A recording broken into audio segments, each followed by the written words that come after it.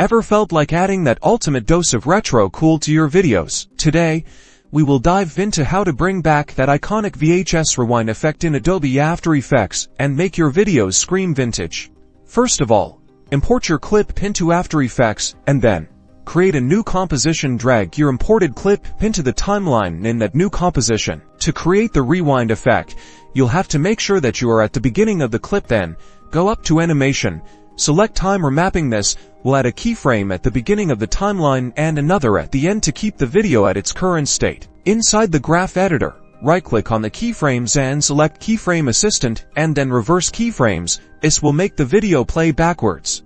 Let's do the sound effects. Add a new audio clip to your timeline, maybe a recording or sound effects to simulate a full rewind. Add a sound effect with a specific pitch shift, or you can even use a distorted audio from your recording. With the sound effects down, let's add some visual glitches. You can add effects like CC glass to shake your footage or the turbulent displace effect for more visual interference. Watch as your footage transforms, taking you back to the days of bulky players and rewinding tapes with a pen. Your video is now retro, and you are ready to impress with the retro aesthetics.